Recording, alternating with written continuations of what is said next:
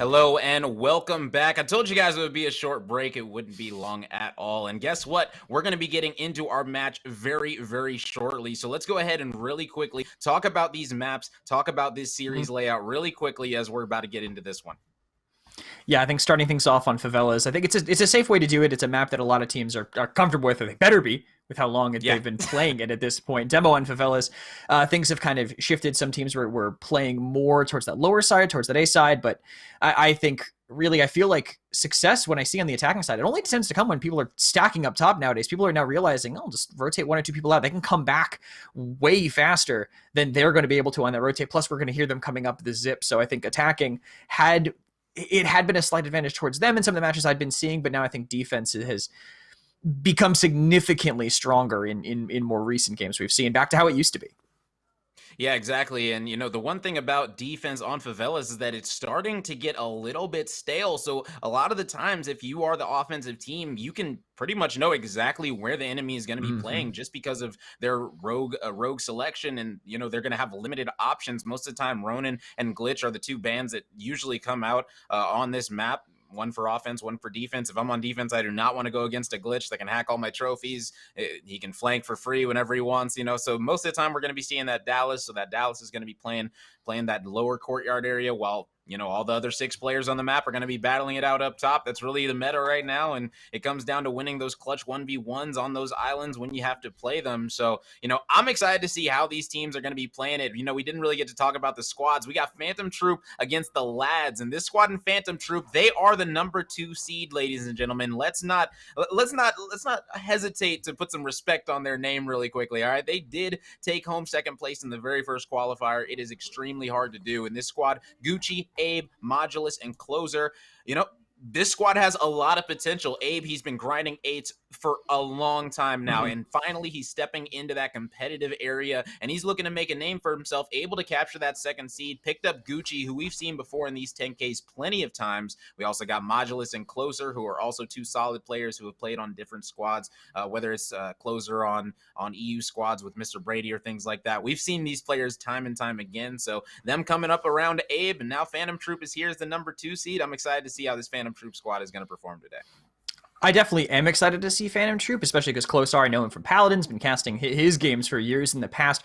I don't believe we're going to be starting with them, though. I think iDivine Right Turtle is the first matchup we are going to be seeing here. Again, Demo Favelas and Right Turtle, everybody, I think, at this point should be familiar with that name, with the players that they have there, Prosper, Slop, MS, and Who's Dat mixed into the roster now. Pulsa back seat from whatever he had been doing prior to that. And iDivine is full of a bunch of names that I do not recognize. If you have any backing on them, Jeremy Stump, Alistar, and Bochex are the 4 names on that team, and you seem to be just as knowledgeable about them as me.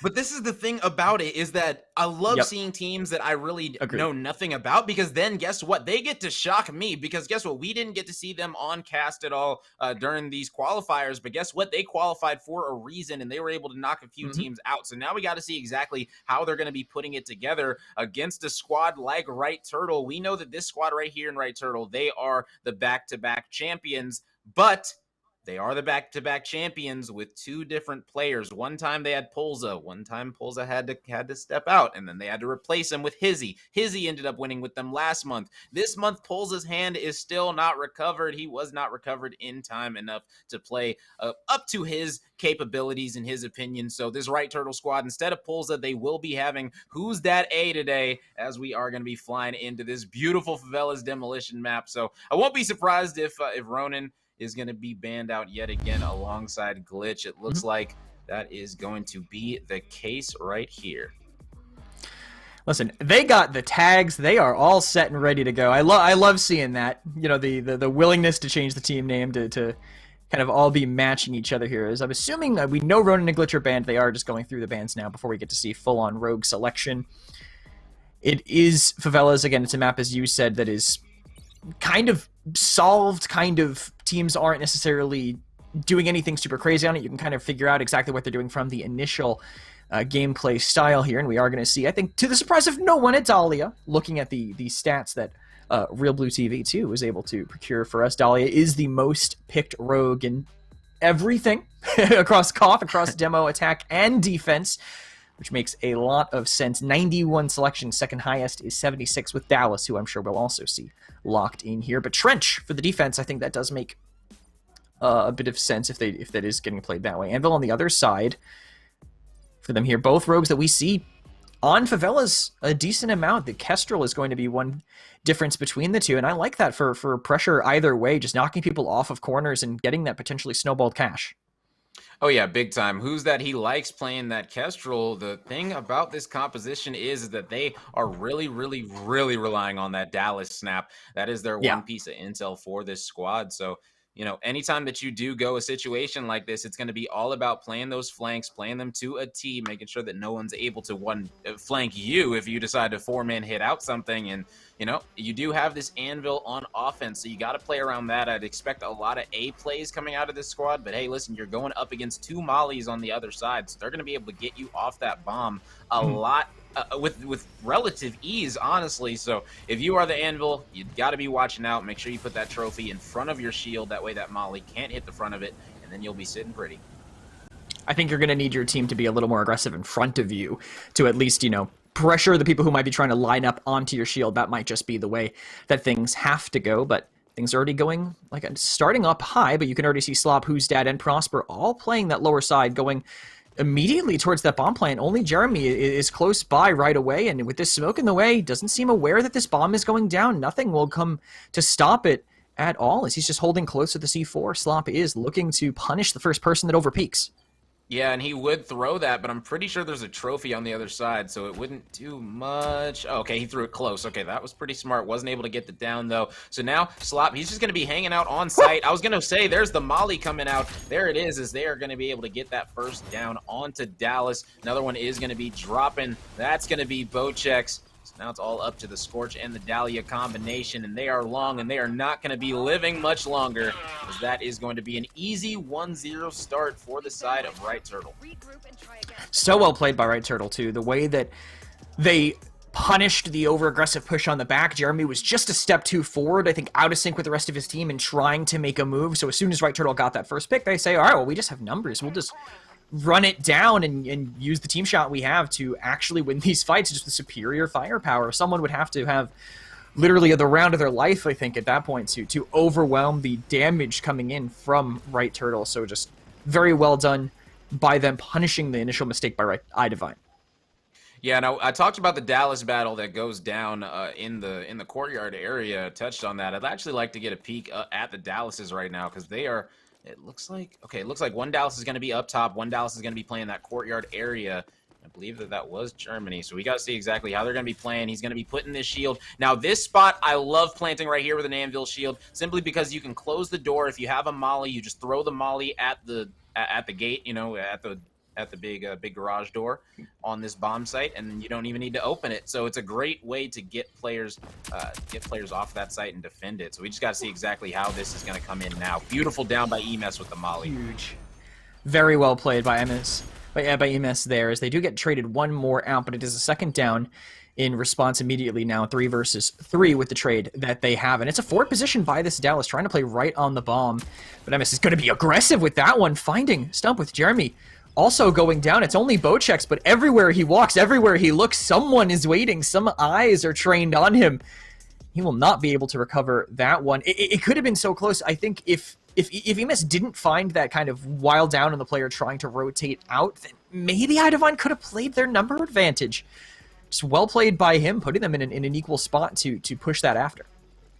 Yeah, and right now I think Right Turtle is just testing their limits, flexing their muscles a little bit. First they wanted to do a fast A with all their team. Then they wanted to do a fast B with all their team. Both worked flawlessly. Only one down coming out from this side of iDivine. So, you know, they're definitely going to have to start racking them up. We know that Favelas is known as a defensive-sided map. So, you know, on this defensive side, you're already down 2-0, especially against a squad like Right Turtle. You got to win the rounds you're supposed to, or else it's going to be a long day.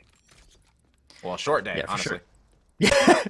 A long day afterwards, maybe, when you're waiting for the other side of the bracket to finish their games. That might be what it comes down to here. But Bochex just wants to make something happen. Slightly overpeaks. Who's Dat was watching that, and no one's even coming to help him. He doesn't even make it away behind cover. All this utility now gone, and Small could be open to right turtle if they choose to push it, but they're going to wait for this bomb plant instead. Yeah, and hey, I would too, man. Keep the pressure on. You still have a molly. You've got a bunch of utility. Might as well pressure him out, push him out, flex your muscles a little bit, right turtle. They are feeling good right now, 3-0, and I believe that's just a mistake out of iDivine linking with the Scorch instead of the Trench. The Trench should have been able to get up in that situation, but you know, hey, the Dahlia decided to link with the Scorch instead for that fire immunity. But this is the thing. When you go for the fire immunity and it's only against one Dallas, is that really going to be worth it?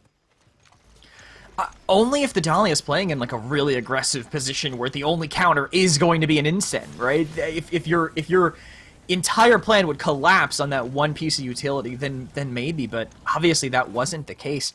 If Bochex is going to be that aggressive, he needs to be commanding that link, and he still doesn't have it. It's still connected to that Scorch, so fire immunity still for the Dahlia, but a completely empty site down here. Smoke down, shield down. They're just going to go for it. There's literally nothing stopping them. Yeah, he put down the trophy on the side so that Molly can't do anything to him, and wow, Prosper is just wide swinging. They sent nobody A. That's just a basic mechanical error out of iDivine. You have to send somebody to that A bomb site, preferably your Dallas. That way that, you know, your Dallas can go ahead and snap, clear it out, make sure that they're not hitting you with a fast A push, especially when they have an anvil. Anytime you have an anvil, you've got to assume they're going to be wanting to go A. So iDivine right now in shambles, down 4-0. This is not the way they want to start their day. Yeah, very difficult start there. I think they thought they had the read up top. They've been pushed up top twice in a row. They said, all right, I think we just have to put these numbers up here, or they're going to take what they assume we have as a 4v3. It was a gamble. It was a heads or tails. It just landed. The coin landed on its side. They didn't get the exact result that they wanted on that play. They're probably going to send someone back down, but I think that means that right turtle might just shove B again, knowing that they're going to be adapting to the A pressure that they just put on, and they'll again be able to play that number advantage. Yeah, you know, it's kind of interesting. I was talking to Who's That. I was asking him about filling in for this squad in the Turtles, and he said, you know, it's different than other teams. You know, a lot of teams, what we'll do is, you know, we'll have a lot of conversations. You know, we'll have thought out plays and things like that. And he said, you know, when you play with Canny and you got an IGL, somebody that's always, you know what I'm saying, giving their input, always saying the plays to make, things like that, it can be easier. A lot of players do like playing with that. But sometimes this squad in right turtle, Who's That said they really don't have any strats. They are just three extremely talented players that essentially just run around and do what they want on the map. And to be able to say that is pretty interesting for the player filling in for their squad. Yeah, and it might actually make it even easier. Honestly, if everyone's talking about what they're doing and they're all kind of finding the holes in the map, you might be, especially with a player as talented as Who's Dat, able to just slot right in and find those openings with the rest of the team. And exactly what I said was going to happen happened in that last round, by the way. They said, hey, they're going to send someone A because we just destroyed them on A. Let's just run B. And they won their gunfights. There's nothing else to say there. They baited out utility with the start of a bomb plant and then just rolled them over.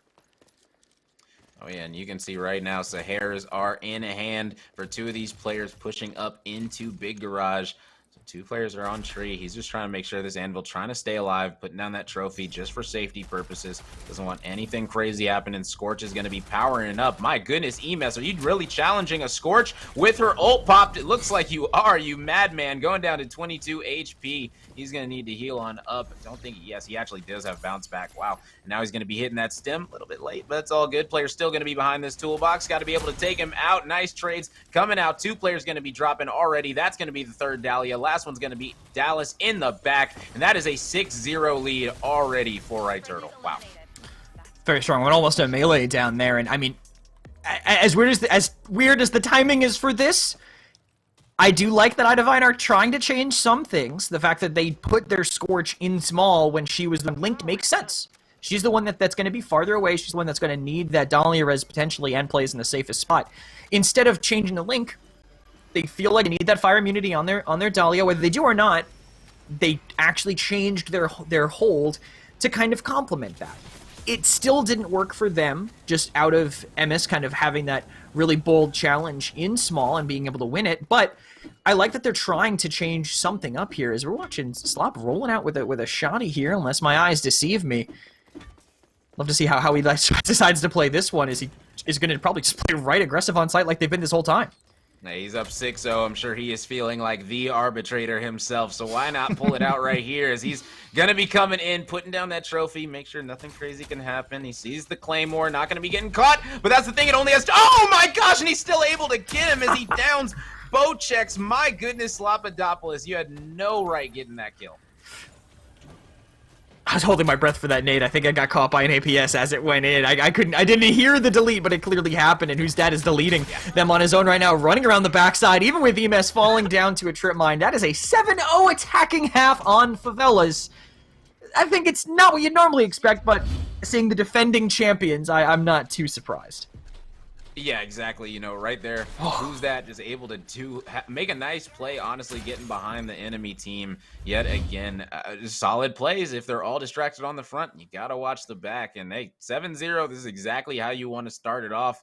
I think we're about 10 minutes into the cast. We've already seen 7 rounds. It is pretty incredible how quickly these ones have been going. But hey, listen, iDivine, you got to have that confidence. You got to say, listen, we can still make things happen. We can at least get a little bit of confidence heading into this next map, King of the Hill, because they are definitely going to need it.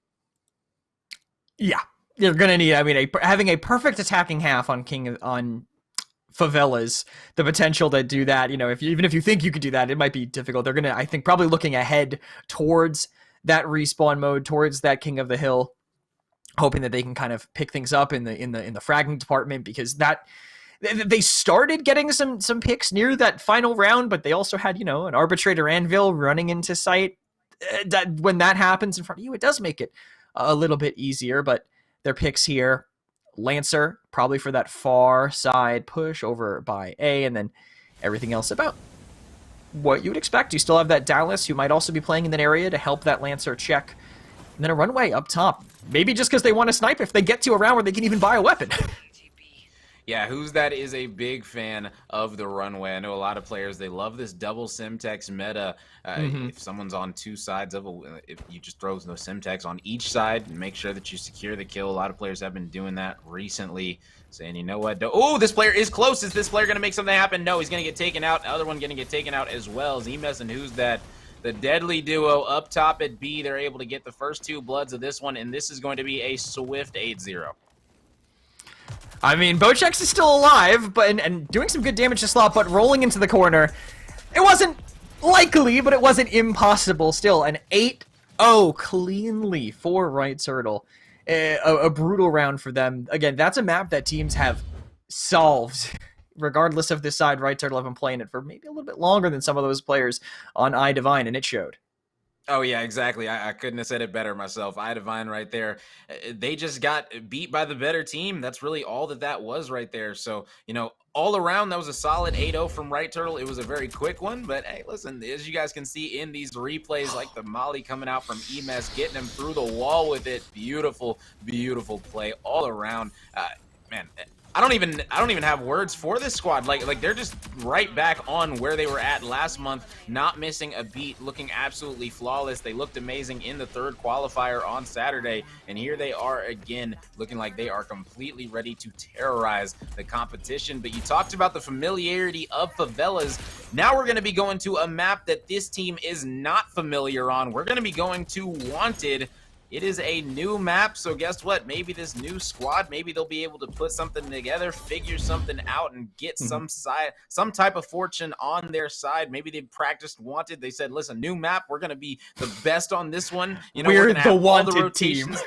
Exactly. We are the Wanted team. We got all the rotations down. Something they are going to need to dig deep right here, because this squad and Right Turtle, I'm sure they are ready. I dropped a rotations thing in the chat, so all the teams understand the King of the Hill rotations. They understand all, everything that they need to do on this King of the Hill. So let's go ahead and take a look at the series layout, because we keep on talking about the series and the maps that are coming up. But let's go ahead and check out the full series layout for you guys, that way you guys can tune along with us. We're going to be on Wanted, King of the Hill next, and then we're going to be going to a Windward Demolition, and then, if necessary, Palace King of the Hill, followed by Canals Demolition. What's your thoughts on potentially the next two maps? I'm not sure we're going to be seeing the fourth one. I'm excited to see Wanted for the first time. My first time to cast Wanted specifically, I think. Looks great, fits the theme of the game perfectly, and games on it so far have seemed pretty exciting. But Windward, I think, is a very tough... I don't know if iDivine can get away with going into Windward down 0-2. I think this is a must-win map for them if they want to be able to go any further. I don't know if they'll be able to flip a Windward after what just happened on Favelas. On the disadvantage side, Right Turtle got away with so much. If they go into that down 0-2 with the mentals already maybe struggling at that point, being what I believe is most of these players' first events. Oh yeah, I think they will really they need to equalize it now. Yeah, and I think that right now, if I'm the side of iDivine, you need to come out on fire in this first hill specifically. This first hill, it's in the middle of the street.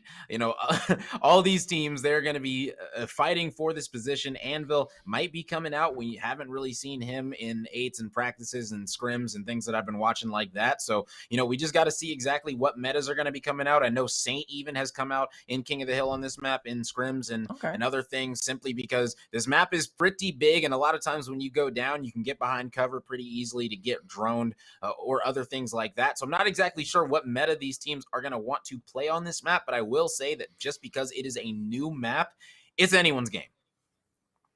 For sure. And hearing you say Saint actually is really interesting to me, because, when Strikeout was in the mix, that's when you saw some of these res ops coming out in these respawn modes, because you really wanted to protect your tickets and keep yourself going. In King of the Hill, if you can get away with that, that actually might be a big edge. Just being able to refight so fast. These teams aren't guaranteeing, 20 seconds of guaranteed objective time every time you get a win. We'll see what these teams are maybe angling for with these bans. I think I get the Lancer. You want to take away another carry potential rogue, and the Vi is just a very safe ban on these King of the Hill maps. I'm looking to see ban rate if... no, Blue didn't have that for us. Darn, I was going to say just picked him out. I was going to say, we get to finally see a Scorch. I know that Right Turtle's going to be pulling it out. So most of the time, whenever Scorch does get through, you see a Scorch with a Dahlia along with a Dallas, and then most likely going to be a Kestrel to go alongside of that. So I would assume that that's going to be the comp coming out of Right Turtle. I'm not sure if this squad in iDivine is going to be following suit, but I can...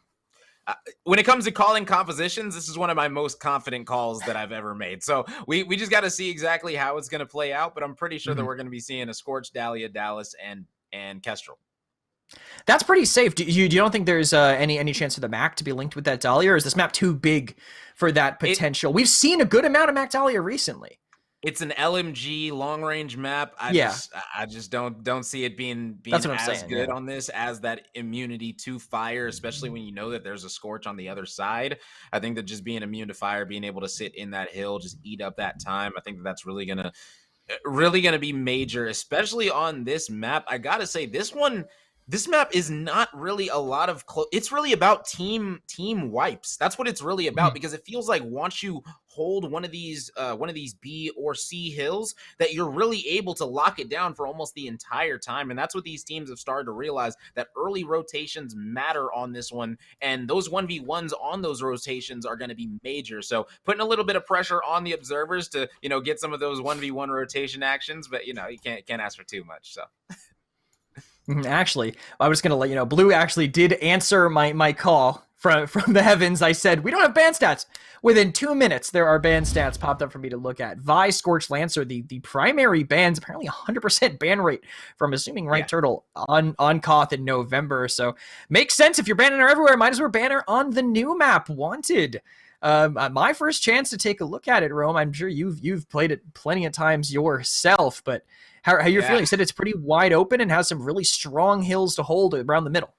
Yeah, exactly. The C hill reminds me a lot of the C hill on Windward, where you're really just able to lock it down if you get those spawns, that early rotation. So I'm going to be looking to see who's going to be rotating early. And there's the Mac. Wow. So they are going to be confident in pulling out the Mac. We got to see how this is going to work out. The Phantom coming out as well. So no Scorch. when Scorch is left up, I'm kind of mind blown. The right turtle. Maybe they're just feeling very comfortable. Maybe they know something that I don't. Who knows what it is? Maybe Slop just wants to snipe. I don't know what is going through their heads right now. Maybe they're just. I'm not gonna lie. If you're that confident from the last game, you might not come into this one saying, okay, we need to play 100% the perfect comp for this map. Let's just play what we want to play. Let's have some fun, because we're most likely going to win it anyway. I think that's most likely what's going through their heads. Actually, not even seeing the Dahlia on the other side. They're going for the Ronin instead to mask some of these reveals. I did want to bring up Phantom, because I haven't even had a chance to cast any of these games since the most recent the Sinister Shadows update came out. And I see like her pick rate hasn't come up with the kind of global nerf to health regen. I thought that the Grievous Wounds on Phantom would be more picked, having people wait even longer to get healed. I thought that would be a very valuable pickup, and we haven't really been seeing her quite as much.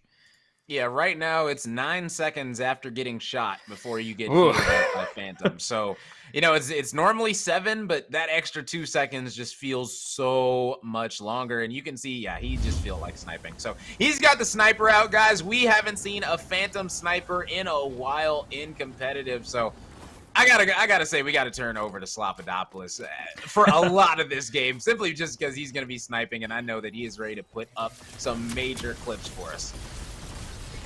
We'll see what he can do on this first hill, like as you said, right out in the open, but a very compressed fight compared to what I was expecting to see immediately. All these teams are stacked on one side, but this Mac's so aggressive, and that regen lets him live.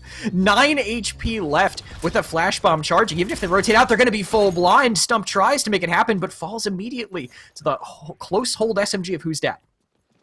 Oh, yeah, and you can see already Slop with the sniper able to pick off Germany. He's doing work just looking over his squad on this B street, and that's exactly what you need to do on this first hill. And you can see what I'm talking about with the close quarter fights. That's why I was kind of surprised they didn't just go Scorch, because on that hill specifically, you saw all the mollies coming out, the zoning. But right now, this right turtle squad, they're looking very good. And here we go. We're on with Slopadopoulos. He is looking through this smoke, trying to find somebody. Able to hit it for 70. Switching to the pistols. He's going to be able to hit it. No, he's not, as Scorch takes him out. What a close 1v1 by him. But listen, if you're able to get all 51 points, you're going to be more than happy heading into hill number 2, as 3-4 players drop immediately for iDivine and Right Turtle. They're going to be feeling very good situating this second hill, and they're looking to end this in 3 hills. All right, I'm going to say it right now. I think because Who's Dat picked up the sniper, they might just... Here's what I'm thinking. They just throw the Phantom into them every single life so they can all pick up this LR-15 and use it over and have everybody use it. Maybe that's just how they're feeling in this game. But for now, getting forced... Still holding the hill, but trying to stop them on the cross. But all the snipers that they have doing these close holds not really paying off for them. It's Emis that's trying to kind of anchor down on this side. Emis and Prosper have to stem the tide of them running in, but a great crossfire. Alistair can't go in, and Bocek stepping in a little bit too quickly as well. They did get 1 point on the board from a moment of contesting here, but still it continues to count up for Right Turtle. Yeah, hey, listen, you got to have momentum start somewhere. So even if it is 1, you got to be able to let that grow. So, currently going to be a 110-point lead after 2 hills. That is almost as bad as it can get. That's why I said they're looking to end this in 3 hills right now, which would be absolutely incredible. And we know how easy it is to hold this C hill if you have rotations for it. So you can see already it's in that back corner of this B street. So if you can hold that back hill, it's just going to be a straight up TDM battle. And whoever is going to be able to win it out is usually able to hold the remainder of the time.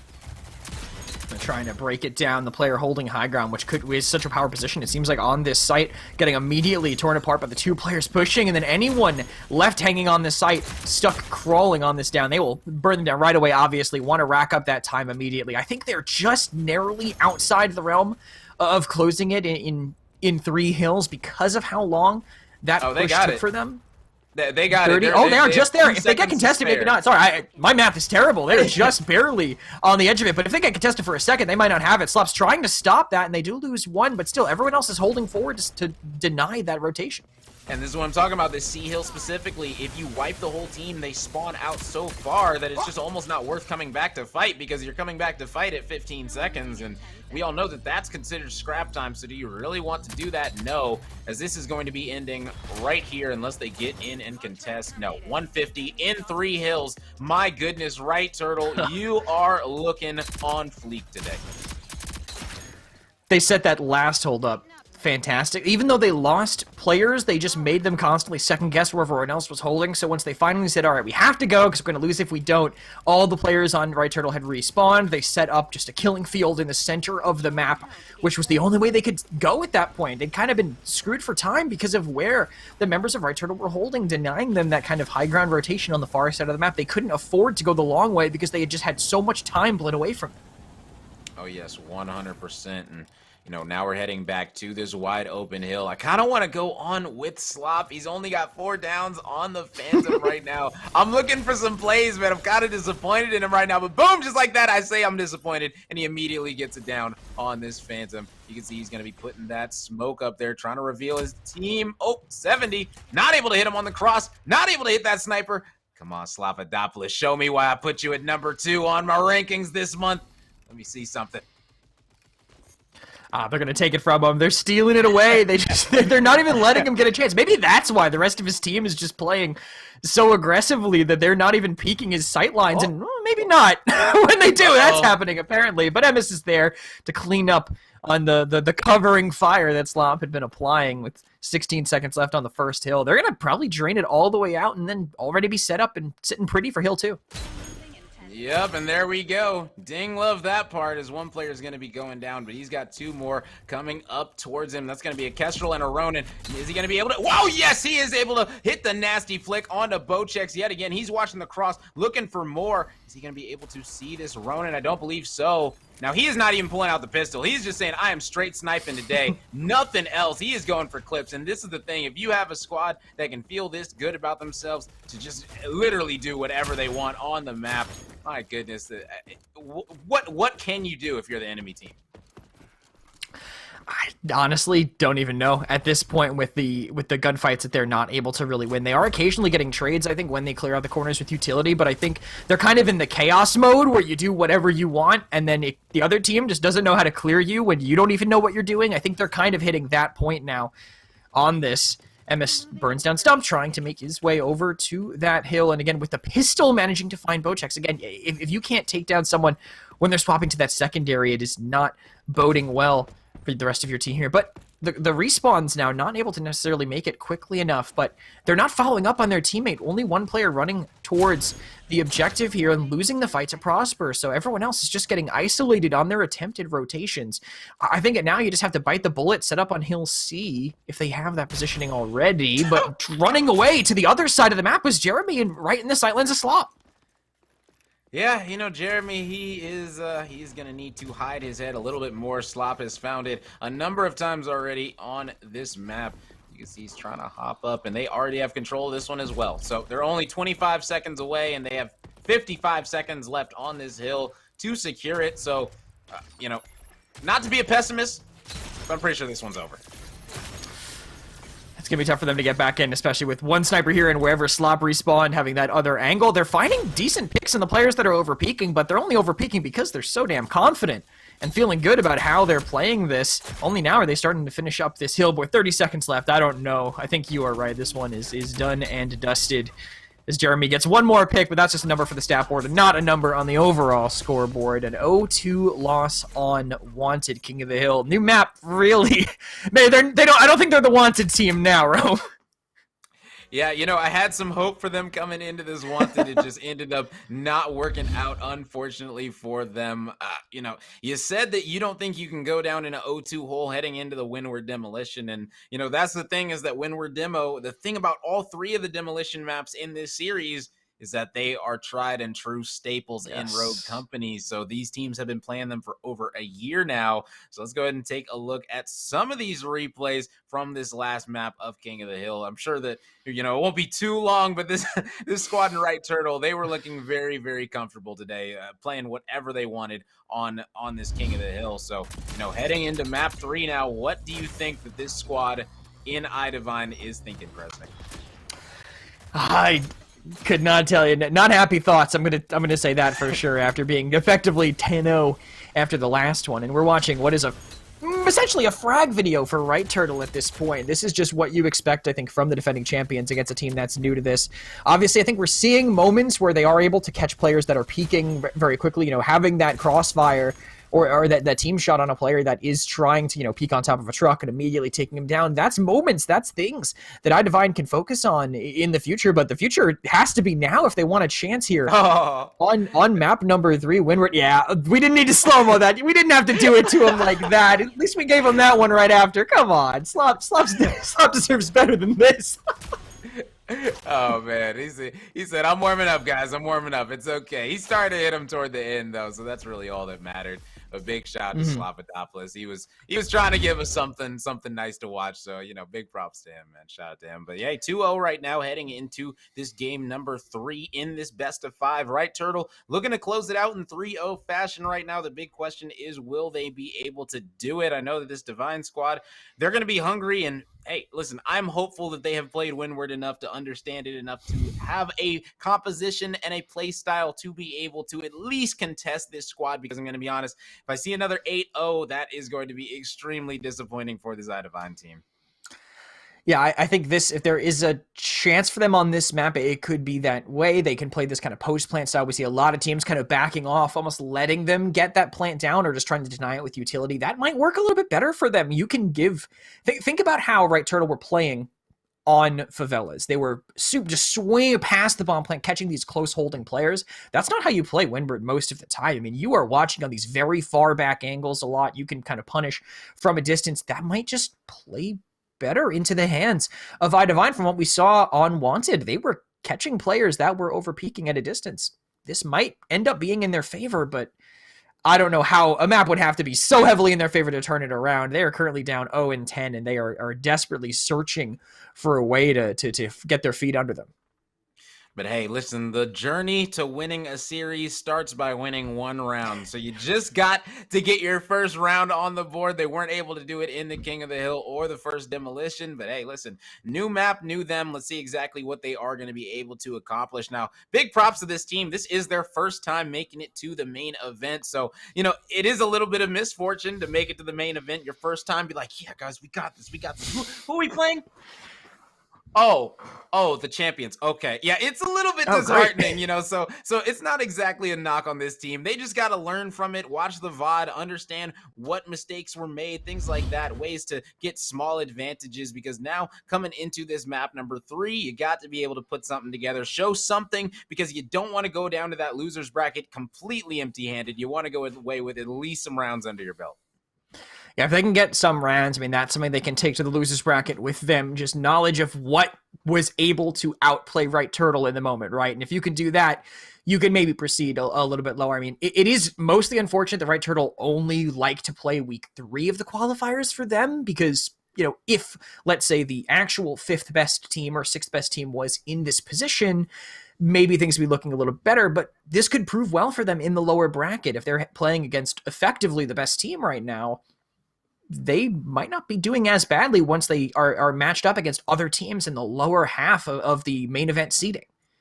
Oh, yeah, 100%. And you guys see the bans coming out for Windward. It's pretty standard demolition bans right now. Glitch and Ronin coming out. So, we're most likely going to be seeing that Dallas, Kestrel, maybe even a double res Saint situation. Have seen some Chalk recently as well. So whether it's going to be Dahlia, Saint, Chalk, Dallas, Kestrel, it's going to be a combination of something like that coming out of the offensive side. On defense, you can go Anvil, you can go Trench, you can go a bunch of different options. You can even pull out the runway, have that sniper in your hand. So we just got to see exactly what these teams are going to prefer to do, what Right Turtle is looking to do style-wise on this map. Are they just going to look to push up? Are they just going to play whatever rogues they want? Is he going to be locking in the Phantom again, just feeling himself? We got to find out right now. Well, we'll see if they do bring out that Chalk. Only picked 4 times on Demolition Attack in the month of November. I'm going to take a wild guess and say it was probably on this map most of those times. I think this is kind of where you've been seeing him historically over the months that Rogue Company has been played competitively. As we are watching the bans, it is Ronin and Glitch, as you saw prior, and these teams are going to be finishing that and getting ready to pick here. And we're seeing a bone standard composition out of iDivine, except the Saint will be the addition instead of the Dahlia. Some recent changes to him, obviously picking up those lifelines, losing that tracker rounds, and getting the Stalker mixed in with his perks. Yeah. Lifeline, obviously, I think the bigger deal there, considering what he normally does for your team, but it could definitely help him out, especially on this map when you can kind of drop back once you've been downed and hide that drone from the rest of your team. But Slop on the Kestrel, Dahlia, Dallas, potentially a chalk is for sure locked in now. We'll see how things go, but there will be a sniper in the hands of Emis. Nice, and I like that. Claymores for the flank. Also have the sniper in hand for that middle alley, middle passageway, if you will, down the middle of the map. So I do like this composition coming out of both of these teams. It's just going to be all about who can execute it better for their favor. So right now, hey, listen, Right Turtle, they are feeling comfortable. They're going more to a basic composition on this offensive side with the Chalk linking with the Dahlia. So we just got to see exactly what they're going to be doing. Are they going to be pushing toward that A site? Are they going to want to go B instead? But Who's That is a very comfortable Chalk player right now. And, you talked about it. It's very interesting how it's pretty standard compositions coming out. But, in 8s and things like that recently, the last few days, we've been doing 2 bans a team, and it has been spicing up the games a ton. And I know a lot of the players felt like it was time for it, so we just went ahead and started doing it in 8s and things like that. So it's not implemented this month, but who knows in the future, we might be seeing things switch up a little bit. Rules are always changing, things are always updating. You never know what's going to happen. I'm going to say probably once every rogue is unrestricted, once, Switchblade Cat and Umbra, once that update lands, of course, y'all end up joining the party, then maybe it could be time, but we'll see how things do end up going that way. Attack early will be Right Turtle, as we saw. Smokes immediately, plus this bomb going down might end up going again. Like I said, better for the members of iDivine. This seems to be, from what we've seen, the way that they like to play. They've already gotten 2 downs, but an immediate trade. It's 2 for 2 now, but Bochex falls on the attempted push, and I don't know if the Saint has a chance to res him. The Chalk's got himself, so Comp playing a little bit more in favor of Right Turtle as aggression comes out once again for them. Oh, yeah, big time. The Kestrel is down. The question is the Kestrel going to get up? Yes, they're able to get the revive, and now all that's left is the Saint at the back of the map. He gets taken out, and that is all 4 players going to be alive for Right Turtle, even though they got killed off of the bomb. Still able to get Dahlia revived, got downed again, then he self-revived as Chalk. That is why Chalk is such a strong rogue on this map. That site on A, you're able to really work for your life, play around your HP perfectly. Yeah, it's why he's been kind of picked up so much and why you can get away with playing a little bit bold, I'd say, with the bomb. If you can roll away, you have that extra HP, they're going to be far enough away where they're probably having fall off on their shots. They're not going to finish you off before you roll away around the corner. Just a smart pickup all in all for them, and one that they are obviously comfortable with, having played this game and this map, in so many different metas as long as they have. Over on A site this time, it's only Bochex. You can see Jeremy kind of watching that mid, will likely be able to rotate, maybe take that mid crossfire. But they're expecting a B side attack, but still, it's an early smoke. They're all getting their resubs. They're getting this bomb down immediately, but it's not even the Chalk this time. It's the runway that does it far enough back where no one can punish. Yeah, and that's the thing, is that they knew that they could plant in the wide open even if there was a player in the cut, simply because Emes was in the back. I believe that was Emes. There was a player in the back just watching the middle, making sure that nobody could peek them while they got that bomb down. So now it's just going to be all about that post-plant retake. And if you're this JCK squad, iDivine, you've got to be able to put something together that you can feel confident with, because they are dropping like flies. And now Who's That getting ready to challenge this last player down low. Oh, no. Yeah, Who's That took him out as well. 2-0 right now for the side of Right Turtle. Oh, sorry. I was knowing because the Kestrel blew herself up. You hate to see it. The pressure's on. It is the main event. It is definitely the highest pressure that these players have played at least in Rogue Company so far. And it's when those kind of mistakes are going to come out, when you're down now 12-0 in this set and you're trying to just do a quick shoulder peek. You know it has to be perfect, and it just is off by the tiniest little bit as they're ready to go. Probably maybe to A, maybe just straight to A. Once again, it's working. Their coverage seems to be really just baffling the members of iDivine. Yeah, if it's not broken, why try and fix it? It looks like they are going to be heading back over to that A site. The thing about going B with no intel is that it's really extremely hard. There could be so many different spots that these players could be hiding at.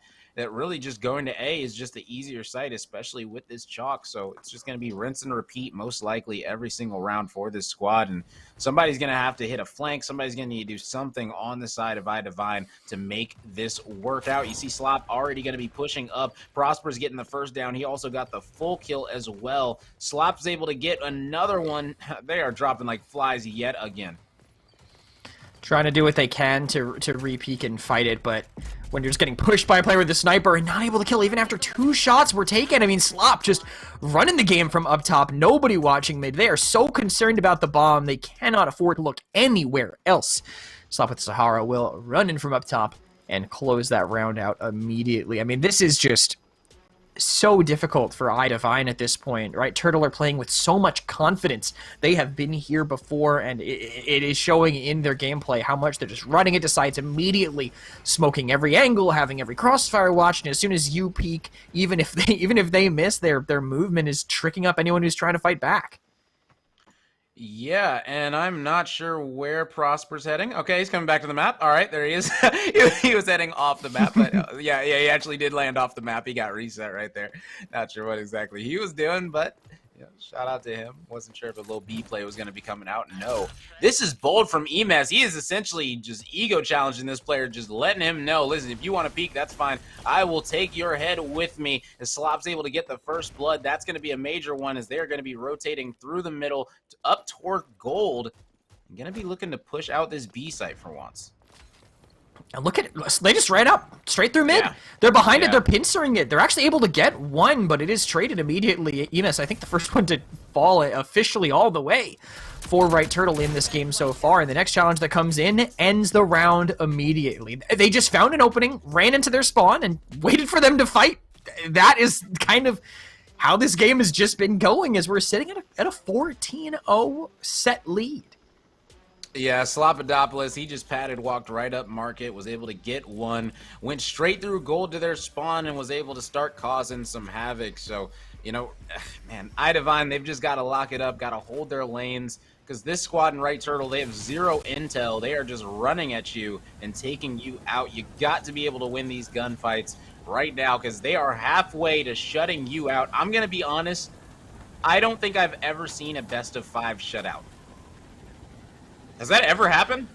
That's a blue question, and I'm sure he'll be able to answer you if he's, I'm sure he's got the numbers to dig through. I don't think I've ever seen it. I've seen at least one round get taken, but right? I mean, it's an early round in the main event. It's definitely possible. This is when it's most likely to happen. This time, though, things are not going quite as well for Right Turtle. It's only the Dahlia left with no one to link with, and this bomb going down. We don't know where the rest of them are. As Blue answers, has never happened in a main event, and it might not with the way things are right now. I think we'd have to see a 1v3 potentially from Prosper, and he has no information about where they are.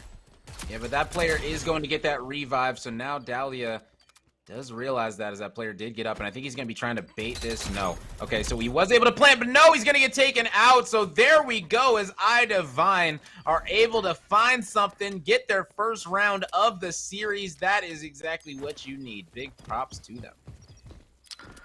Yeah, and there it goes. I thought I was going to be part of something historic here, Rome, but Right Turtle, they maybe push the issue a little bit too hard on their attempt to get in. I think iDivine, though, well played to punish in the way that they did. They realized how they were playing and set up angles that I think punished the attempted push. They said they're just going to shove in again, and we will punish them in isolation because they're not moving as close as they should be for this kind of style of play. Yeah, 100%. And you can see they're going to be heading out of this one. They are vibing in the play, and they said, look, boys, we got around. We did it. They are feeling very victorious right now, but you got to add on to more of that. You can't sit here and be happy with just winning one round against the back-to-back champions. You got to put together a little bit more because I think based off their vibes, they're going to be content heading down to the losers bracket after this map. But I think that they are going to have some positivity in it. You know what I'm saying? They're not going to be completely feeling down about their performance here. And they are punishing now the attempted moves by them. This is what I've been wanting to see from iDivine for quite a bit here, but now maybe too many players committed to make that happen as the bomb gets planted on the other side. Both players are here for a crossfire onto Emes, but Emes managed to take one down. That could have been dangerous. but he manages to win out on that one. Stump running away desperately, 5 HP, as Who's Dad is going to force the issue. Doesn't even need to aim down. Just jump, run, and gun, take him down, and deny any chance to get on a roll for iDivine. Oh yeah, big time. 5-1 advantage now. They're looking to take that 6-1 lead. And honestly, I feel like they are just running at them. I'm starting to feel like Who's That? He was right. Like, I'm starting to feel like they really don't have strategies. They're just like, all right, we'll go A this round. And then they all just do whatever they want at A. Or we'll go mid. Just do whatever they want at mid. And it's working out for them right now. So, you know, can't be too mad at them. Maybe we'll see some more set strategies and things like that come out later. But, hey, right now, this team in Right Turtle, they are 5-0. Yeah, Right Turtle, they're definitely feeling all right. So that melee out, I was a little concerned about what was going to be happening at the start of this round, but things still seem fairly normal. They're expecting a forward hold, I'm assuming, by that close MTEX. Now, Alistair is really close by. They're getting run on. Those Halos not going to find much of anything, as now they are just set up over here by B. Not sure where the rest of the members are, but utility starting to rain in from Right Turtle, finding them the first pick. And they saw the drone go in, maybe just holding on to it, trying to get another down, pad those stats a little bit more. With this close range melee, EMS does find Bochex. And looking for more here, hunting him down. Once to get a second one with the melee, might not be able to. Great dodge by him, but this Mamba narrowly getting him as Jeremy forced away with 60 HP. Yeah, you can see they are playing with their food right now, but they are able to secure it. Emes, he was getting a little bit flashy there, trying to make a highlight reel. Not gonna lie, he would have probably made the top 5 with that one, but wasn't able to land the sniper shot after it. So 6-1 right now, and yeah, according to the stats, Blue said there has never been an 8-0, 2-0, 8-0 shutout. Even when it was strikeout, it doesn't matter. There's never been a straight up shutout in a main event on stream where you never won a round. So I'm glad to see that iDivine is not going to be making history today. They might be making history though, because I believe one round would probably tie the record, if not beat the record, if there's never been a complete shutout. So hey, let's see how many they're going to be able to get. Now you're just cursing this even more. Are you on the iDivine payroll here, Rome? You're setting them up to get some more rounds here as they go in. They have a decent comp for it. I mean, fairly meta plus the chalk, which is basically meta on this map, and we're seeing a double res comp actually coming out from Right Turtle. So as you kind of called that out going in, I like to see it. I think being able to kind of protect yourself when you can play on such long angles is super smart, and I like the Right Turtler, even if they're kind of playing a little silly with their game style here, they're still picking the right rogues for if they really need to buckle down and take things a little more intensely. Yeah, I like the double res. I do think that probably a Dallas in place of the Lancer would be a little bit better. The Lancer's a little silly, but you know. Yeah. If you're confident in the Lancer, then listen, you're already up 6-1. Who am I to sit here and tell you what rogues to play? Maybe he just really wants to get there even quicker to take out this team. Maybe he's saying it's literally a kill race at this point. I am going to be buckling up. You saw them smoke it off already. He is able to take out one player, but he's going to be getting full killed. My goodness. He picked Lancer to run as fast as possible at the enemy team. That is literally why he picked it. And it worked. Caught a player running away on the zip line, second guessing all of the life choices that led to him pressing the F key to start rolling down on it. Great timing there, also making the bomb get dropped in a very bad position. If things had been close, then it would have been a great thing for Right Turtle to exploit as things went further. But the St. Dahlia link, interesting one to see. They'll be able to pocket each other as they go in, but I know that one person's going to be beating them. That will be Prosper on that Lancer, running it down, trying to pick whatever side they go. Wherever they go, they are going to meet them head on. Oh yeah, exactly. And you know, I'm assuming that they're going to be doing the same play, throwing the smoke, just making sure they can get control of this area. They don't even need a smoke. Wow.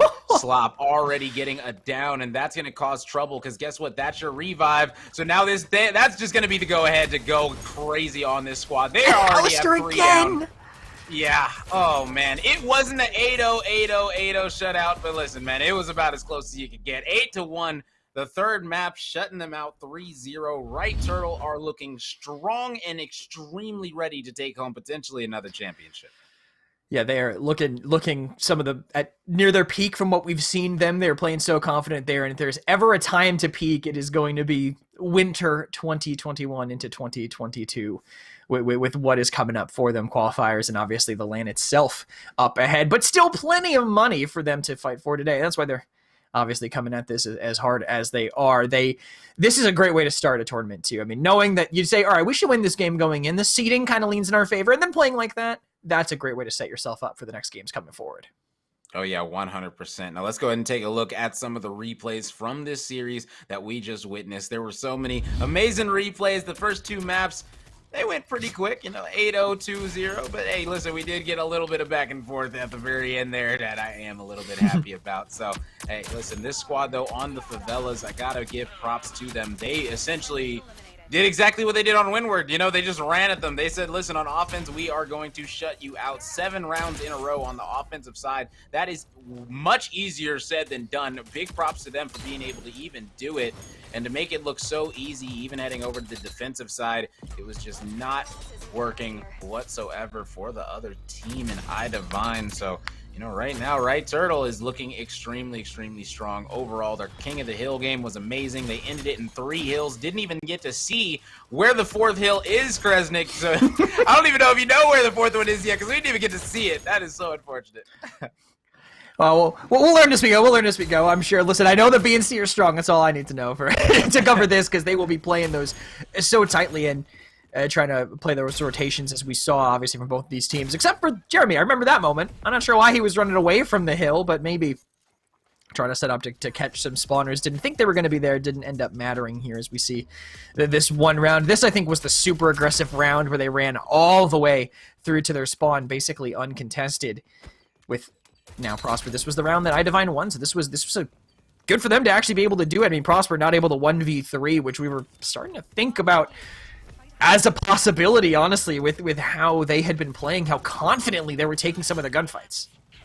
Oh, yeah, big time. Yeah, I was definitely thinking that 1v3 had a lot of potential to end up happening, mainly when he got the down on the Saint. But once I saw that player go all the way to get that revive, as you see them beautiful melee coming out of EMS, nice pistol shots coming out of Prosper.